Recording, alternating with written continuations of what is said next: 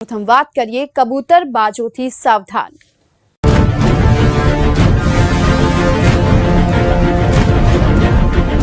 મિતેશભાઈ, અત્યારે આપણી સાથે વિઝા કન્સલ્ટન્સ એડવાઇઝર નિશિત પટેલ પણ જોડાઈ ચૂક્યા છે। નિશિતભાઈ, જે પ્રકારની વાત આપણે મિતેશભાઈની સાંભળી, આપ શું સલાહ આપશો? ગીતાબેન, પહેલા તો હું તમારા જેવા બાહોશ એન્કર આની પહેલા રોનકભાઈ સાથેની પણ મેં આજ તમારી ચેનલની અંદર ટોપિક ઉપર ચર્ચા કરી।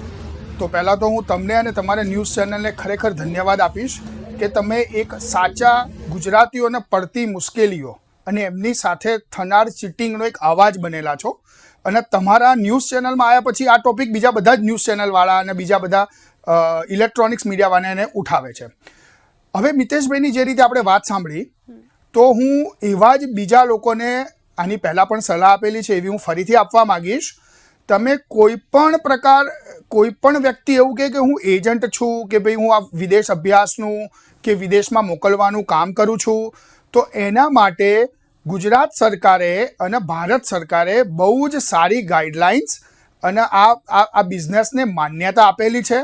તમે જરા કામ આપતા પહેલાં, એમના ત્યાં જતા પહેલાં તમે તમારો પરિવાર, તમે તમારા નાના દીકરા દીકરી, તમારી પત્ની, આવા બધાને જ્યારે તમે એમની પાસે લઈ જાઓ છો, એની પહેલાં હું તમને સલાહ આપીશ, તમે એની એ ઓથોરાઇઝ છે કે નહીં, એની પાસે GST, એની પાસે ગુમાસ્તા ધારા, એની પાસે વિદેશ અભ્યાસ કે વિદેશમાં મોકલવાનું કોઈ લાયસન્સ છે કે નહીં।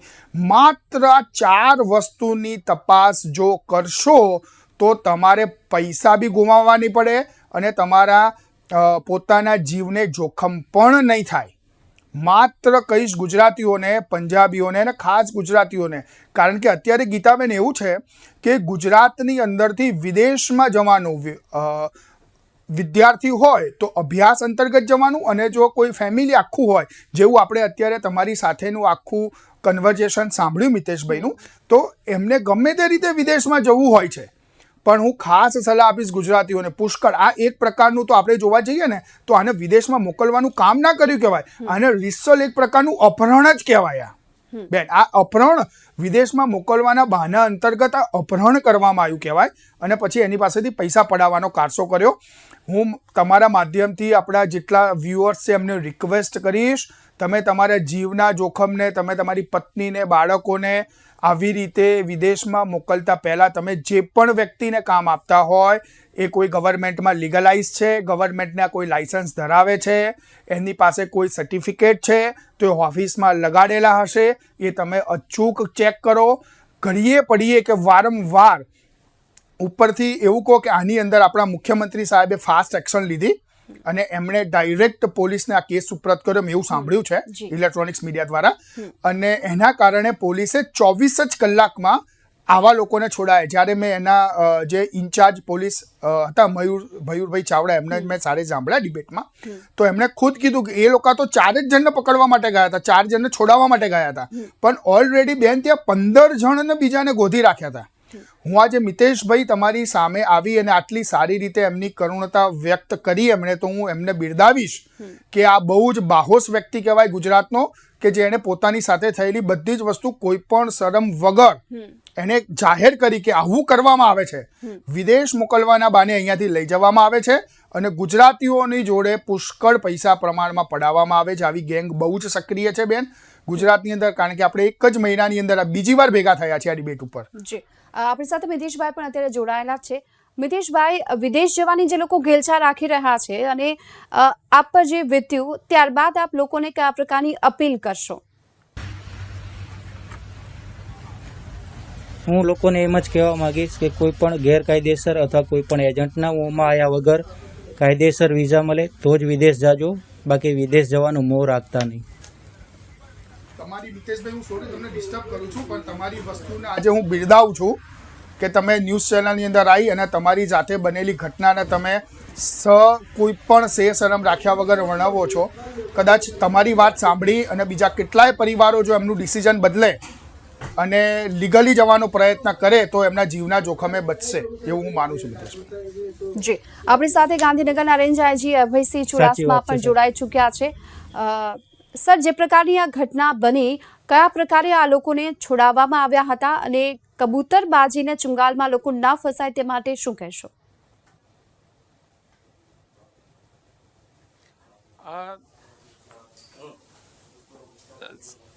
માનનીય મુખ્યમંત્રી શ્રી તરફથી સૂચના આવેલી કે માણસાના અમુક લોકો જે નવેમ્બરથી ગયેલા છે અને હજુ સુધી પરત ફર્યા નથી ને એમની પાસેથી પૈસા રેગ્યુલર પડાવવામાં આવ્યા છે, એ લોકો ક્યાં છે હજી કોઈને ખબર નથી. એટલા માટે તરત ને તરત ગાંધીનગર પોલીસે પોતાની ક્રાઇમ બ્રાન્ચને લગાવી અને આ બાબતની ઇન્વેસ્ટિગેશન ચાલુ કરી આપેલું અને તાત્કાલિક આ લોકોની ભાળ મેળવી અને સૌથી પહેલા એ લોકોને રેસ્ક્યુ કરવામાં આવેલા. સર, આ પ્રકારના જે કબૂતરબાજોનું નેટવર્ક આખું ફેલાયેલું છે, તો તેને લઈને હવે પોલીસે શું કાર્યવાહી હવે આગળ કરી છે? આ નેટવર્કને હું કબૂતરબાજોનું નેટવર્ક કહેવા કરતા ચીટર્સ અને ખંડણીખોરોનું નેટવર્ક કહીશ, કારણ કે આ લોકો ખરેખર મોકલતા નથી અને ચીટિંગ કરે છે અને ગોંધી રાખીને પૈસા પડાવે છે કે આજે મોકલશું કાલે મોકલશું કરીને. અને ખાસ કરીને મહેસાણા અને ગાંધીનગરના અમુક વિસ્તારોમાં આ ગેંગો વધારે એક્ટિવ છે, કારણ કે લોકો આ વિસ્તારમાંથી અમેરિકા, કેનેડા જેવા દેશોમાં જવા માટે ખૂબ જ ઈચ્છુક હોય છે. અને આ સાથે આ પ્રકારના જે બોગસ એજન્ટો છે, તો તેનાથી બચવા માટે લોકોએ શું કરવું જોઈએ? ખરેખર તો જ્યારે આવા કોઈ માણસો એમની પાસે એપ્રોચ કરે ત્યારે પહેલાં એમણે પોતાની રીતે એક તો હકીકત વેરીફાઈ કરવી જોઈએ. આ ઉપરાંત એમણે પોલીસને પણ ઇન્ફોર્મ કરવું જોઈએ કે આ પ્રકારની અમારે ઓફર આવી છે, તો પોલીસ આ પ્રકારના જે ક્રિમિનલ તત્વો છે એને દબોચી પણ લે, જરૂર પડે એની તપાસ પણ કરે અને આ લોકો આ રીતે ભોગ બનતા અટકે.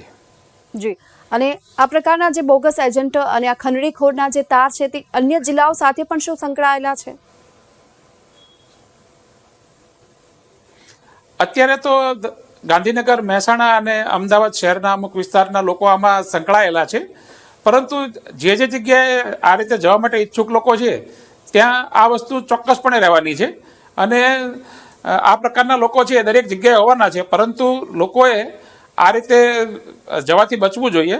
અને મેં એક વસ્તુ જોઈ છે કે જે લોકોને રેસ્ક્યુ કરવામાં આવ્યા છે, અગાઉ પણ આવા કોઈ બનાવ બન્યા છે, તો બધા કંઈ ને કંઈ તો નોકરી કરતા જ હતા. એવું પણ હતું નહીં કે બેકાર હતા અને અહીંથી એમને જવું જરૂરી હતું. પોલીસ હવે લોકો પાસેથી શું અપેક્ષા રાખી રહી છે આ બાબતે? પોલીસ તો એ જ અપેક્ષા રાખે છે કે આ પ્રકારના કોઈ પણ લોકો એમનો સંપર્ક કરે તો તાત્કાલિક પોતાના સ્થાનિક પોલીસને અથવા તો લોકલ ક્રાઇમ બ્રાન્ચને જાણ કરે, જેથી આવા તત્વોને અટકાવી શકાય અને લોકો પોતાનો કિંમતી જાન અને માલ બંનેનું નુકસાન થતું અટકાવી શકે. સર, આ પ્રકારની જે ઘટના આપણે સાંભળી અને ત્યાં એ પણ સાંભળવા મળ્યું કે ધમકી આપવામાં આવતી હતી, પરિવારજનોને મારી નાખવામાં આવશે, એ પ્રકારની ધમકી. તો જ્યારે પણ પરિવાર પાસેથી ખંડણી જે માંગવામાં આવતી હતી, તો ત્યાં બંધક જે લોકો છે તેમની આપવીથી આપણે સમજી શકીએ તેમ છીએ, પરંતુ અહીં તેમના જે પરિવારજનો છે તેમને જો ખ્યાલ આવે કે આ પ્રકારે તેમને બંધક બનાવ્યા છે, તો તેમણે શું કરવું? પોલીસને આ પ્રકારે જાણ કરવી?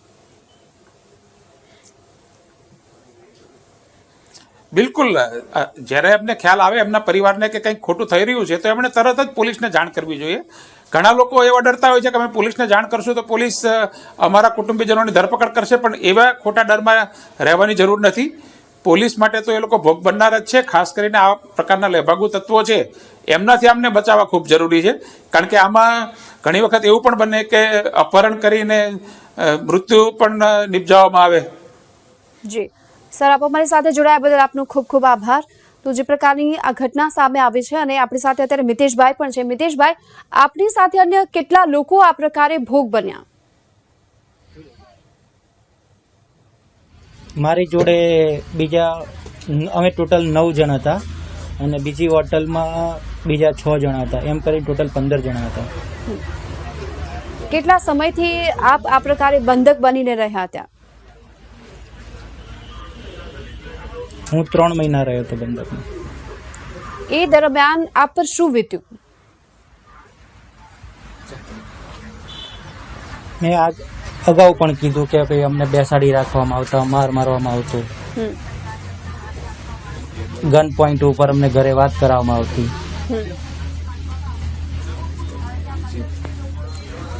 જી નિશિતભાઈ, જે પ્રકારની આપવીતી પણ આપણે સાંભળી, ખાસ કરી એ પણ જાણવા મળ્યું કે જે ખંડણીખોર છે તેઓ લાખો કરોડો રૂપિયા પડાવી લીધા એવું નથી કે આ લોકો છે જે નોકરી તેમની ચાલુ નહોતી કે તેઓ બેરોજગાર હતા કે એવી કોઈ વાત, છતાં પણ આ પ્રકારે લાખો કરોડો રૂપિયા આપી અને વિદેશ જવા માટે ઈચ્છતા હોય તો તેનું કારણ આપ શું માનો છો?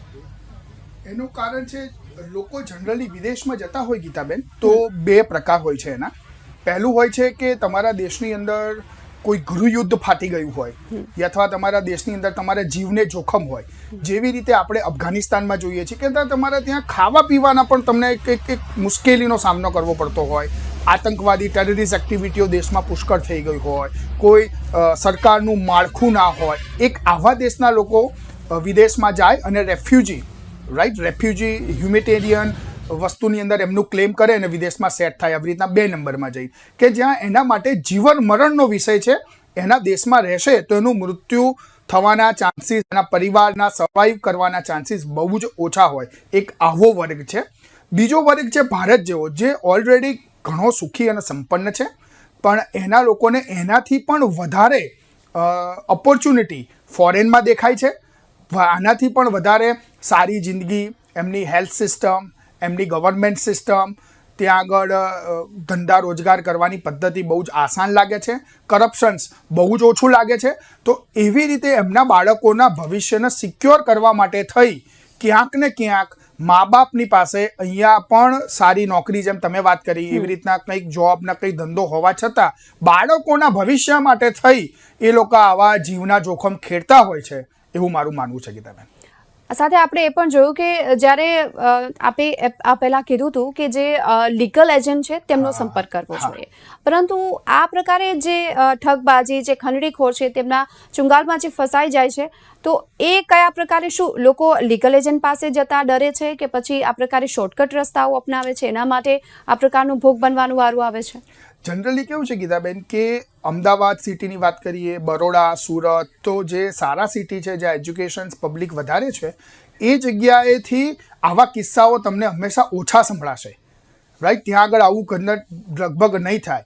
પણ અમુક જે વિલેજ એરિયા છે, જે રીતના તમે જે ક્લાસિફાઈડ કર્યા છે, મહેસાણા છે, કલોલ છે, કડી છે, પછી જે બીજા એરિયા તમે અંદર દર્શાયેલા છે સુરત બાજુના, નવસારીના, તો ત્યાં આગળ કેવું છે કે એ લોકોને મતલબ આવા ગામના જ કોઈક વ્યક્તિ હોય. સમજો, તમે એ સમજો ગીતાબેન કે કોઈ કલકત્તાનો એજન્ટ અહીંયા આવી જશે ને તો આપણો વ્યક્તિ એની જોડે નહીં જાય.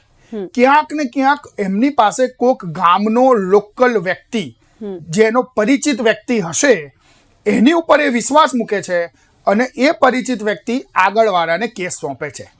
તો આવી રીતે જ આપણા બધા કપલ્સ અને ગુજરાતીઓ આ ભોગ બને છે. ક્યાંક ને ક્યાંક એનો જે લાસ્ટ પોઈન્ટ ઓફ કોન્ટેક્ટ છે, આ કેસની પણ વાત કરીશું આપણે, તો આ કેસની અંદર 2 નામ આરોપીઓમાં સામે આવે છે. એ બંને જે મેઇન માણસો છે ગુજરાતના છે, અને જે વ્યક્તિ આજે મિતેશભાઈ બચી ગયા, બહુ જ નસીબ સારું કહેવાય. તમે એ તો વિચારો જરા કે મિતેશભાઈ 3 મહિના કેટલા ટોર્ચરમાંથી નીકળ્યા હશે. ગીતાબેન, 3 મહિના સુધી કોઈ વ્યક્તિને એના પરિવાર સાથે ગન પોઈન્ટ ઉપર સવાર બપોર સાંજ રાખવું, કોઈ જ મીડિયા નહીં, દિવસ જોવું નહીં, એક પ્રકારનું આ માનસિક ભયંકર યાતનામાંથી આ મિતેશભાઈ અને એનો પરિવાર હેમખેમ પાછો આવ્યો. પોલીસની ફાસ્ટ એક્શનના કારણે એ લોકો પાછા આવ્યા છે. તો આવું જ હું સલાહ આપીશ કે તમે આટલું બધું જીવના જોખમે કામ, અને ક્યાંક ને ક્યાંક એમાં છે ને નજીકની વ્યક્તિ, ઓળખીતી વ્યક્તિ, ગામની વ્યક્તિ, પરિચિત વ્યક્તિ હોય એની ઉપર વિશ્વાસ મૂકી દે અને એ પછી આગળ આવી રીતના વાયા કેસ. એટલે કે જે વાત કરવામાં તો છેલ્લા 3 દાયકાથી આ પ્રકારે વિદેશ જવાનો જે ક્રેઝ વધ્યો છે અને તેના કારણે જ આ પ્રકારે જે લેભાગુ એજન્ટો કહી શકાય એ સક્રિય બન્યા છે. આપ અમારી સાથે જોડાયા બદલ આપનો પણ આભાર. મિતેશભાઈ, આપનો પણ આભાર.